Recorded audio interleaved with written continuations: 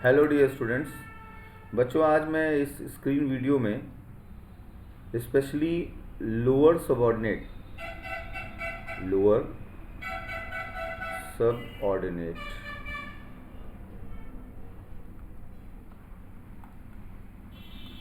Exams में आए हुए लोअर सबऑर्डिनेट के जो भी एग्ज़ाम्स हुए हैं उनमें आए हुए साइंस के क्वेश्चंस को मैं डिस्कस करूँगा।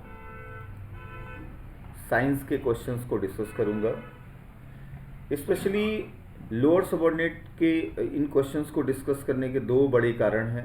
एक तो लोअर सबऑर्डिनेट का जो मेंस का एग्ज़ाम है वो कंफर्म कर दिया गया है यूपी गवर्नमेंट के द्वारा, यूपी ट्रिपल एससी के द्वारा कि वो अक्टूबर 2021 में लिया जाएगा।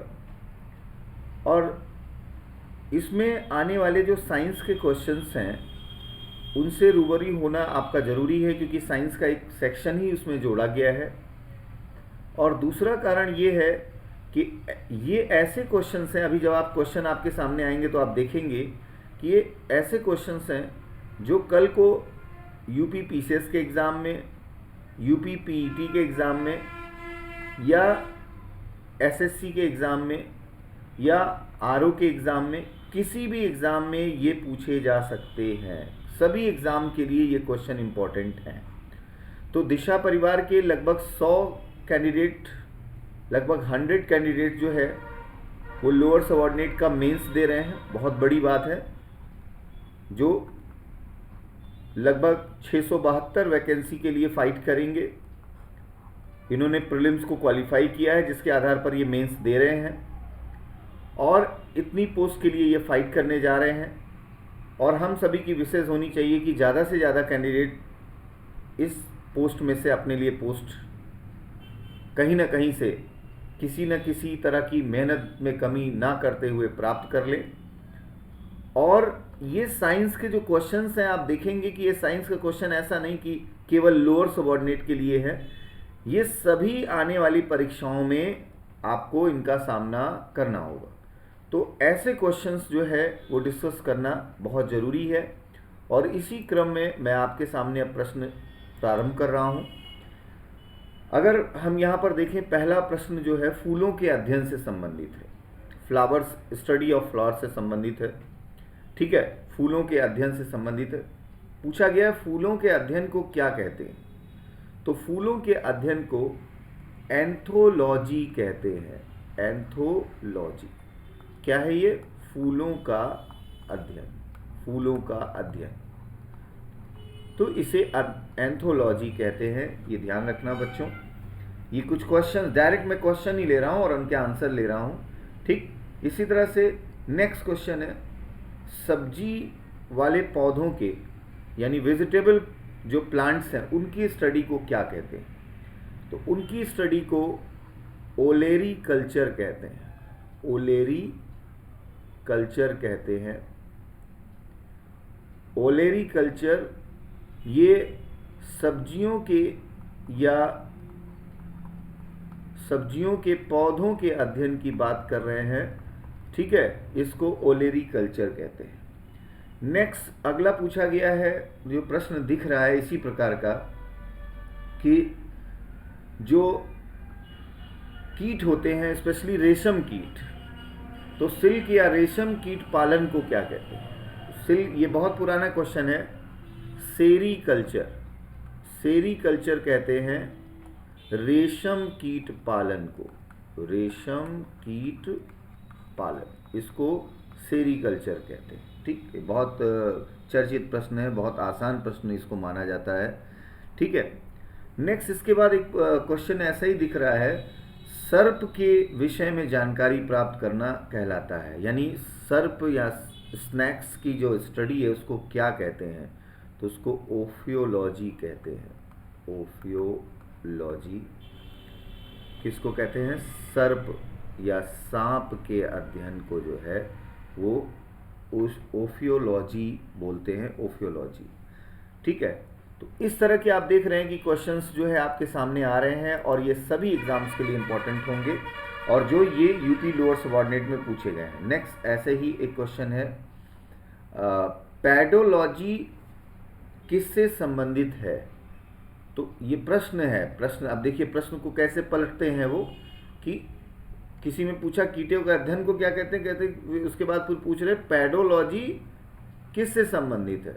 तो पैडोलॉजी में जो है सॉइल की स्टडी की जाती है, मृदा की स्टडी की जाती है, सॉइल की स्टडी या मृदा की स्टडी की जाती है। ठीक, नेक्स्ट ऐसा ही एक क्वेश्चन दिख रहा है, कीटों के वैज्ञानिक अध्ययन को क्या कहते हैं।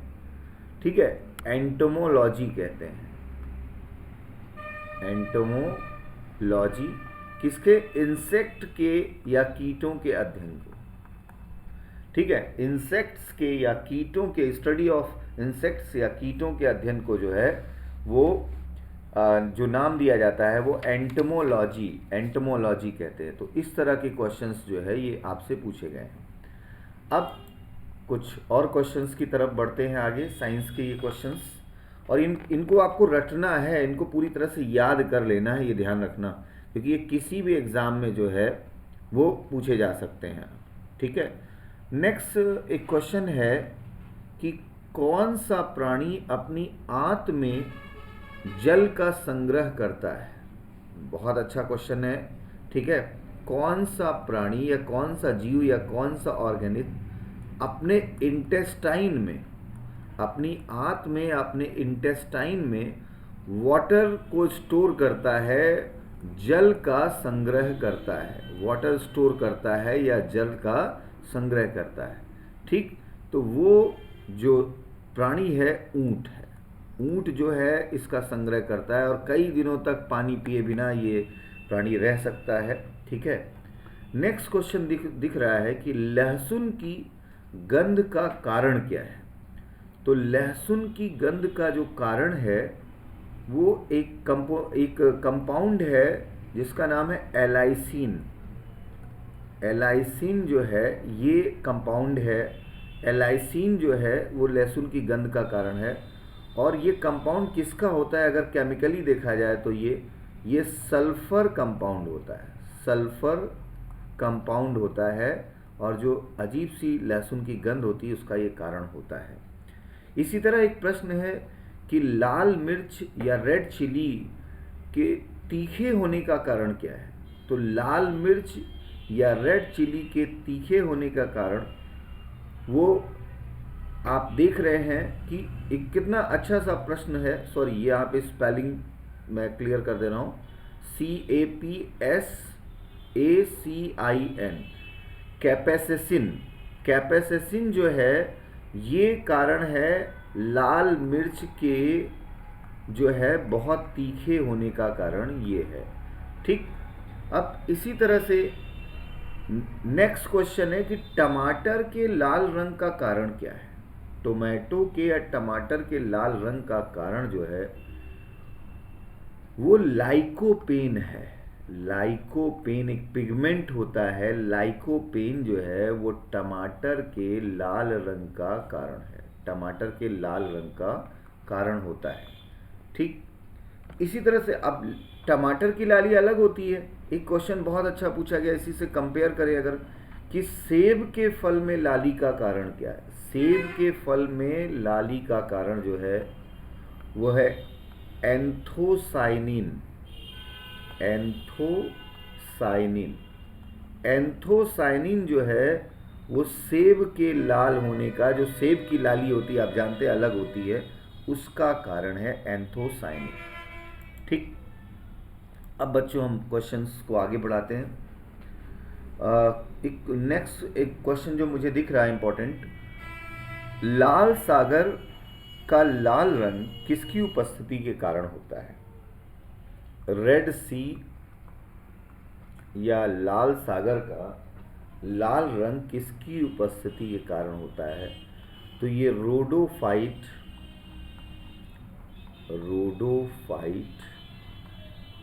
या रेड एल्गी के कारण होता है। ध्यान रखिएगा, लाल शैवाल या रोडोफाइट के कारण होता है। ठीक है, नेक्स्ट क्वेश्चन जो मुझे दिख रहा है कि गुणसूत्र या क्रोमोसोम वर्ड या शब्द को किसने दिया। आपको मालूम होना चाहिए क्रोमोसोम या गुणसूत्र का शब्द किसने दिया? तो डब्ल्यू वॉल्डेयर नाम है, ठीक है, वॉल्डेयर के द्वारा ये दिया गया। गुणसूत्र या क्रोमोसोम शब्द उनके द्वारा दिया गया है, ठीक है। नेक्स्ट अगला प्रश्न है, कौन सा मिनरल एलिमेंट, कौन सा खनिज तत्व पौधों के वाष्पोत्सर्जन क्रिया के लिए आवश्यक है? ट्रांसपायरेशन के लिए, ट्रांसपायरेशन के लिए आवश्यक है। कौन सा मिनरल या कौन सा खनिज तत्व पौधों के ट्रांसपायरेशन के लिए आवश्यक है? तो वो है पोटेशियम। ध्यान रखिएगा, पोटेशियम जो है वो पौधों के ट्रांसपायरेशन या वाष्पोत्सर्जन के लिए आवश्यक है, और इसी ट्रांसपायरेशन की वजह से ही पौधे वाटर और मिनरल को एब्जॉर्ब करते हैं, पौधे इसको ग्रहण करते हैं, ठीक है। तो जितना ज़्यादा वाष्पोत्सर्जन होगा उतना वो जल को और खनिज को वो ग्रहण करेंगे, ठीक है। तो इसी से रिलेटेड ये क्वेश्चन जो है आपसे पूछा गया है, बहुत अच्छा प्रश्न है। नेक्स्ट क्वेश्चन है, मानव शरीर में, ह्यूमन बॉडी में, मानव शरीर या ह्यूमन बॉडी में औसतन कितनी कोशिकाएं पाई जाती हैं, या कितनी कोशिकाओं का बना होता है? मानव शरीर औसतन कितनी कोशिकाओं का बना होता है? तो मैंने ये कई बार आपको बताया है, 10⁻14 सेल्स, ठीक है। लगभग ये माना गया है कि 10⁻14 सेल्स जो है उनसे हमारे शरीर का निर्माण होता है, उनके द्वारा जो है हमारे शरीर का निर्माण होता है, ठीक है। नेक्स्ट क्वेश्चन जो दिख रहा है कि ह्यूमन के स्कल में, स्कल यानी खोपड़ी, ह्यूमन के स्कल में कितनी बोन्स या कितनी हड्डियां पाई जाती हैं? तो हमारे खोपड़ी में, हमारे स्कल में 29 हड्डियां जो है वो पाई जाती हैं, ठीक है। 29 हड्डियां पाई जाती हैं।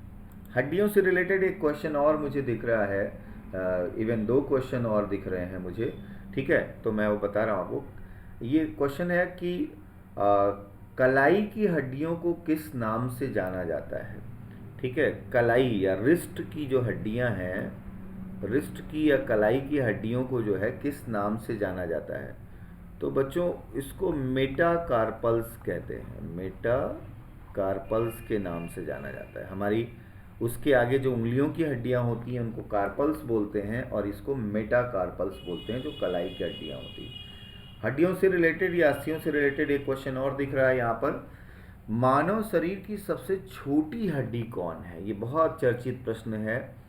मानव शरीर की या ह्यूमन बॉडी की सबसे छोटी हड्डी जो है वो ईयर में या कान में पाई जाती है, और जिसका नाम है स्टेपीज।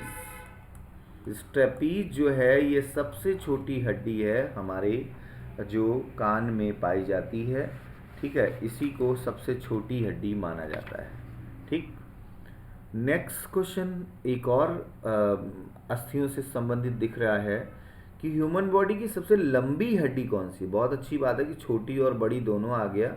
सबसे लंबी हड्डी हमारे ह्यूमन बॉडी में कौन सी है? तो सबसे लंबी हड्डी जो है, जैसे स्टपीज सबसे छोटी है, सबसे लंबी हड्डी जो है फीमर है।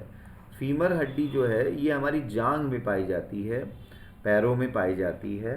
तो ये हड्डी जो है वो सबसे ज़्यादा लंबी हड्डी मानी जाती है ह्यूमन बॉडी के अंतर्गत, चाहे कोई व्यक्ति छोटा है या बड़ा है, ठीक है, उसको बोलते हैं। नेक्स्ट अगला क्वेश्चन दिख रहा है मुझे, पूछा गया नेत्रदान में जब हम आई डोनेट करते हैं या नेत्रदान करते हैं, तो नेत्रदान में आँख का या आई का कौन सा हिस्सा जो है वो दान किया जाता है, यानी कौन से हिस्से का प्रयोग किया जाता है? तो बच्चों कॉर्निया का प्रयोग किया जाता है, ठीक है। कॉर्निया का प्रयोग किया जाता है नेत्रदान में, कॉर्निया ट्रांसप्लांट होता है, कॉर्निया को जो है ट्रांसप्लांट करते हैं। नेक्स्ट क्वेश्चन दिख रहा है, मानव शरीर या ह्यूमन बॉडी का कौन सा भाग शरीर के ताप को नियंत्रित रखता है? मानव शरीर या ह्यूमन बॉडी के जो है जो मस्तिष्क है, ठीक है, तो मस्तिष्क में ही पाया जाएगा वो, ठीक। तो कौन सा भाग जो है वो टेम्परेचर को कंट्रोल करता है, टेम्परेचर को कंट्रोल करता है? तो ये है हाइपोथैलेमस, ठीक है, हाइपोथैलेमस। ठीक, मानव शरीर में सेरिब्रम है, सेरिबुलम है, हाइपोथैलेमस है, थैलेमस है। तो जो हाइपोथैलेमस होता है वो हमारे बॉडी टेम्परेचर को कंट्रोल करता है। बॉडी टेम्परेचर जो है उसको एक तरह से मेंटेन करने का काम करता है, उसको कंट्रोल करने का काम करता है। ठीक है, नेक्स्ट क्वेश्चन जो लिखा हुआ है कि अनावश्यक अमीनो अम्ल को यूरिया में कौन परिवर्तित करता है? बहुत अच्छा क्वेश्चन है ये, और ये मेटाबॉलिक प्रोसेस से रिलेटेड क्वेश्चन है कि जो हमारे अंदर अमीनो एसिड, क्योंकि अमीनो एसिड अगर फालतू में इकट्ठा हो गया तो वो जहर बन जाएगा, तो अमीनो एसिड को यूरिया में कन्वर्ट करता है। यूरिया में कन्वर्ट करने के बाद यही यूरिन के द्वारा शरीर से बाहर निकल जाता है। तो अमीनो एसिड को अनावश्यक, यानी जो अननेसेसरी अमीनो एसिड हमारे शरीर में बना है, उसको यूरिया में कौन परिवर्तित करता है, कौन कन्वर्ट करता है? तो ये काम किसका है? लीवर का है। ये काम लीवर करता है, अमीनो एसिड को यूरिया में कन्वर्ट करने का काम करता है। ठीक है, नेक्स्ट क्वेश्चन जो है बहुत बढ़िया है कि सबसे अधिक विषैला उत्सर्जी पदार्थ कौन है? हम लोग यूरिन के द्वारा या पसीने के द्वारा जो भी उत्सर्जन करते हैं, एक्सक्रीशन करते हैं, तो जो सबसे टॉक्सिक या सबसे जहरीला एक्सक्रीटरी प्रोडक्ट है, एक्सक्रीटरी प्रोडक्ट वो कौन सा है?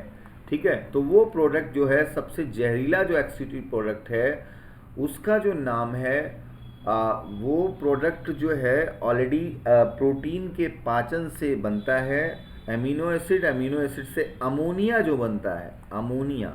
ठीक है, तो अमोनिया जो है वो सबसे ज़्यादा टॉक्सिक होता है, जो हमारे यूरिन से रिलीज होता है, आँखों में जलन होती है उससे। ठीक है, वो सबसे ज़्यादा टॉक्सिक पदार्थ होता है। ठीक, नेक्स्ट क्वेश्चन है यूरिन में, मैं इसको डिलीट कर दे रहा हूँ, फिर आ रहा हूँ। यूरिन में कौन सा पिगमेंट पाया जाता है? यूरिन में कौन सा वर्णक या कौन सा पिगमेंट पाया जाता है? तो यूरोक्रोम पाया जाता है, यूरोक्रोम। अगर आपसे ये पूछा जाए यूरिन के पीलेपन का कारण क्या है, यूरिन के कलर का जो कारण है वो क्या है, तो यूरिन के कलर का जो कारण है वो यूरोक्रोम है, यूरोक्रोम। ठीक, नेक्स्ट एक क्वेश्चन है, देखिए आप इनडायरेक्टली पूछा गया है, कई बच्चे जो है वो लोअर सबऑर्डिनेट के परेशान हैं कि उसमें लिखा गया है प्रश्न उनसे उच्च स्तर का पूछा जाएगा। तो बच्चों, उच्च स्तर के प्रश्नों से आपको घबराने की ज़रूरत बिल्कुल नहीं है कि उच्च स्तर का पूछा जाएगा उससे आप जो है वो परेशान हो जाओ। ठीक है, अब जैसे फॉर एग्जांपल अगला प्रश्न से ही उदाहरण आप देखिए, उत्सर्जन या एक्सक्रीशन, क्वेश्चन में एज इट इज लिख रहा हूँ, उत्सर्जन या एक्सक्रीशन की कार्यात्मक इकाई, इंग्लिश में भी मैं बोल दे रहा हूँ, फंक्शनिंग यूनिट, कार्यात्मक इकाई है। ठीक, अब ऑप्शन दिया है, उत्सर्जन या एक्सक्रीशन की कार्यात्मक इकाई है, फंक्शनल यूनिट है। ठीक, अब आपके सामने जो ऑप्शन है, ठीक है, वो ऑप्शन जो है वो किडनी है, नेफ्रॉन है, ठीक है, लीवर है, ठीक, या हिपैटिक सेल्स है। अब यहाँ पर आप देखिए, उत्सर्जन की पूरी जो रिस्पॉन्सिबिलिटी होती है वो किसकी होती है? सबसे बड़ी रिस्पॉन्सिबिलिटी कौन से अंग की होती है? कौन से उत्सर्जी अंग की? किडनी।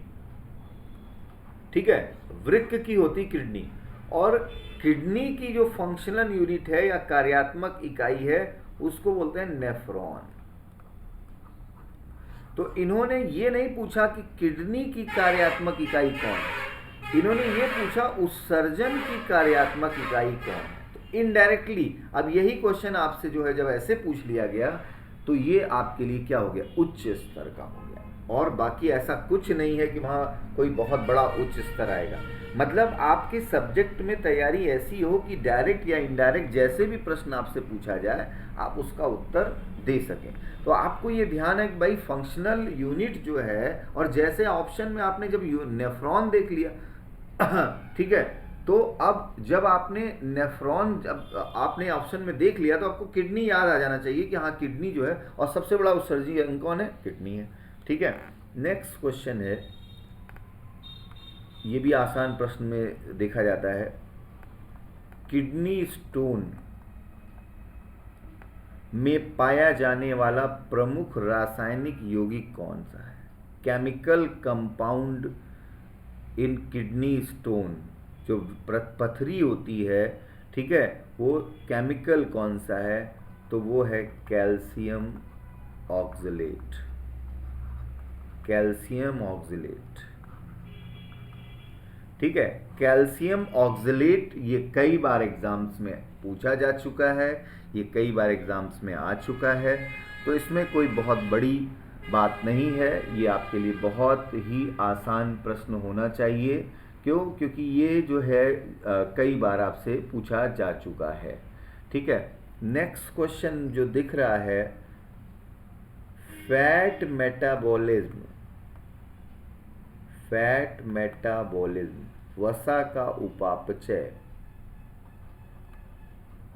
वसा का उपापचय किस अंग द्वारा किया जाता है? ऑर्गन। तो देखिए, चाहे फैट का मेटाबॉलिज्म पूछा जाए, चाहे प्रोटीन का मेटाबॉलिज्म पूछा जाए, और चाहे आपका कार्बोहाइड्रेट का मेटाबॉलिज्म पूछा जाए, सभी प्रकार के मेटाबॉलिज्म जो है वो किसके द्वारा होते हैं? सभी प्रकार के मेटाबॉलिज्म जो है वो लीवर के द्वारा होते हैं। मेटाबॉलिज्म में लीवर क्या करता है? फैट, कार्बोहाइड्रेट, प्रोटीन, इन सब का बैलेंस, बॉडी में इन सब का बैलेंस बनाने का काम करता है, वो बैलेंस बनाता है।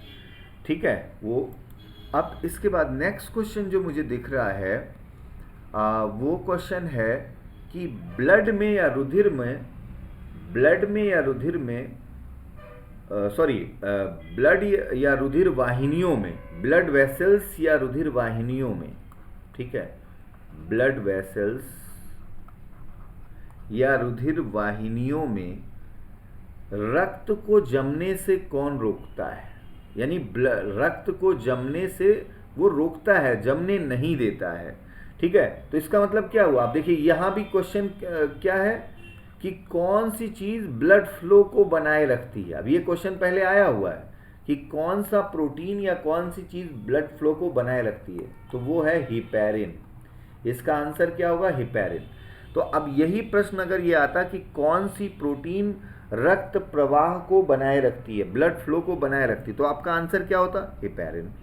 ठीक है, लेकिन अगर यही क्वेश्चन जो है अब ये पूछ लिया कि कौन रक्त को के प्रवाह को रोकना जो है रोकने से बचाता है, ठीक है, या उसको क्लॉट होने से बचाता है, ठीक है, जमने से बचाता है, क्लॉटिंग से बचाता है, तो मतलब क्या हुआ? फ्लो बनाए रखता है। ठीक है, ये क्लॉट करने से बचाता है, वो है हिपैरिन। अब यहीं पर अगर ये क्वेश्चन होता कि कौन ब्लड को जमाने का काम करता है या कौन ब्लड क्लॉटिंग के लिए सहायक है, तो उसका आंसर क्या होता? प्रोथ्रोम्बिन और फाइब्रिनोजन। फाइब्रिनोजन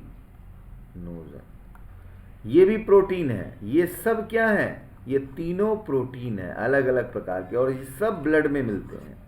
ठीक है, ये सब के सब ब्लड में मिलते हैं। बस इन दोनों का काम क्या है? इन दोनों का काम है ब्लड क्लॉटिंग। ये ब्लड को क्लॉट करने का काम करते हैं, ब्लड क्लॉटिंग का काम करते हैं ये दोनों। ठीक है, तो ये ब्लड क्लॉटिंग करते हैं, और जबकि हिपैरिन क्या कर रहा है? हिपैरिन ब्लड फ्लो बनाने का काम करता है, ये ब्लड फ्लो को बनाए रखने में सहायक होता है। ठीक, तो बच्चों आपको ये क्वेश्चंस देखकर लग रहा होगा कि ऐसा नहीं कि कुछ बहुत अलग सा जो है, हम जो भी आपके जो क्वेश्चंस हैं वो किसी भी एग्ज़ाम के लिए इम्पॉर्टेंट हैं, उस क्रम में जो है ये आपसे पूछा जा रहा है। ठीक है, उसी के क्रम में ये पूछा जा रहा है कि कौन सा जो है ये आपके लिए इम्पॉर्टेंट है, कौन सा नहीं इम्पॉर्टेंट है। ठीक है, हाँ, नेक्स्ट क्वेश्चन मुझे दिख रहा है कि मनुष्य की छोटी आंत की लंबाई लगभग कितनी होती है? स्मॉल इंटेस्टाइन, स्मॉल इंटेस्टाइन की लंबाई लगभग 6 से 7 मीटर होती है। ठीक, लगभग 6 से 7 मीटर यानी कि लगभग 21-22 फीट जो है वो हमारी छोटी आंत की लंबाई होती है, और जबकि उसका नाम क्या है, छोटी आंत। तो ये मैं अक्सर बताता हूँ क्लास में जब पाचन तंत्र की बात आती है कि हमारी जो एलिमेंट्री कैनॉल है, मतलब जिसका पार्ट है कौन, छोटी आंत, बड़ी आंत, ड्यूडोनम, स्टमक, तो हमारी जो एलिमेंट्री कैनॉल है, एलिमेंट्री कैनॉल यानी कि जो हम आहार नाल जिसको बोलते हैं, इसकी लंबाई 33 फीट होती है। ठीक है, 33 फीट होती है, और 33 फीट में अब आप सोच लीजिए कि लगभग 21-22 फीट क्या है, हमारी छोटी आंत है। ठीक है, तो सबसे लंबी संरचना जो है वो छोटी आंत की होती है, सबसे लंबी संरचना के रूप में माना जाता है छोटी आंत। ठीक, नेक्स्ट क्वेश्चन है कि मनुष्य के लार में कौन से एंजाइम पाए जाते हैं। तो ह्यूमन बीइंग के लार में मुख्यतः जो है वो टाइलिन, माल्टेज, ये एंजाइम जो है मुख्यतः पाए जाते हैं। ठीक है, और ये भी पूछा गया है कि मनुष्य दिन भर में लगभग कितना लार स्रावित करता है। तो 1.5 लीटर लार जो है वो मनुष्य जो है वो स्रावित करता है। जनरली जो है एक 24 आवर्स ही माना जाता है, 24 घंटे के अंदर इतना जो है वो स्रावित करता है या सिक्रीट करता है। ठीक है, नेक्स्ट क्वेश्चन जो दिख रहा है कि मनुष्य का या मनुष्य की स्टमक में किस प्रकार का रस स्रावित होता है।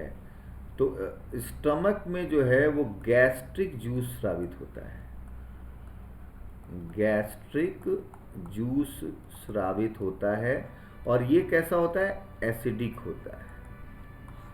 ठीक है, एसिडिक होता है, अम्लीय होता है। तो अगर प्रकृति के हिसाब से पूछा जा रहा है तब भी आप इसको बता सकते हैं, अम्लीय होता है, एसिडिक होता है, और अगर उसका नाम पूछा जा रहा है तो उसके आधार पर भी आप इसको बता सकते हैं कि इसके रूप में वो होता है। ठीक है, तो बच्चों ये जो है अभी जो मैं ये फर्स्ट फेज में कुछ साइंस के क्वेश्चन लाने का मेरा उद्देश्य ये था कि आप जो है जो प्रीवियस ईयर में आए हुए क्वेश्चंस हैं, अब इसमें ज़्यादातर क्वेश्चंस के अगर आपको आंसर पता है तो बहुत अच्छी बात है, अगर नहीं पता है तो फिर आपको पता होना चाहिए। अब इसी क्रम को हम आगे भी कंटिन्यू करेंगे, जिससे कि कम से कम जो प्रीवियस ईयर में क्वेश्चंस आए हैं उनसे आप रूबरू हों और उससे रिलेटेड क्वेश्चंस जो है वो आप तैयार करें। ठीक है, अब जैसे फॉर एग्जांपल अगर आप देखिए कि स्टडी ऑफ फ्लावर अगर ये पूछा गया है, अगर वेजिटेबल पूछा गया है, ठीक है, अगर स्नैक्स के बारे में पूछा गया है, ठीक, तो इसका मतलब इससे रिलेटेड जो भी क्वेश्चन होगा, स्टडी ऑफ जो भी होगा वो आपके लिए क्या हो जाएगा, इंपॉर्टेंट हो जाएगा। ठीक, सेम ऐसे ही अगर कोई आपसे जो है सेल से रिलेटेड क्वेश्चन है तो अब आगे सेल से रिलेटेड और क्वेश्चन इंपॉर्टेंट हो सकते हैं।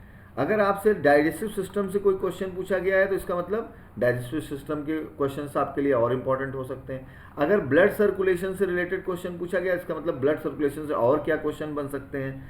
सेम ऐसे ही अगर स्केलेटन सिस्टम से रिलेटेड पूछा गया तो आपके लिए स्केलेटन सिस्टम से रिलेटेड क्वेश्चन इंपॉर्टेंट हो गए। ठीक है, तो इसी तरह से जो है जो भी अगर आपसे जो है मान लीजिए प्लांट फिजियोलॉजी से रिलेटेड क्वेश्चन पूछा गया, ट्रांसपायरेशन का क्वेश्चन था तो प्लांट फिजियोलॉजी से रिलेटेड क्वेश्चन आपके लिए इंपॉर्टेंट हो गए। तो ऐसे साइंस में जो भी एरिया वाइज हैं, ठीक है, और कुछ मिसलेनियस सब जैसे मान लीजिए टमाटर के लाल होने का कारण क्या है, सेब के लाल होने का कारण क्या है, तो ऐसे जो भी क्वेश्चंस होंगे उनको ज़्यादा से ज़्यादा आपको कवर अप करना है जिससे कि आप अपने एग्जाम्स में अच्छा कर पाएँ। और इस तरह के क्वेश्चन साइंस के अंतर्गत चाहे आप कोई भी एग्ज़ाम दो, ये क्वेश्चंस आपको जो है मैंने पहले भी बोला कि चाहे आप पीसीएस का एग्ज़ाम दो, चाहे आप एसएससी का एग्ज़ाम दो, चाहे आप पीईटी का एग्ज़ाम दो, ठीक है, तो ये कोई भी एग्ज़ाम आप देंगे, इन सभी एग्ज़ाम्स में, चाहे वो प्री हो या मेंस हो, सब में इम्पॉर्टेंट होगा।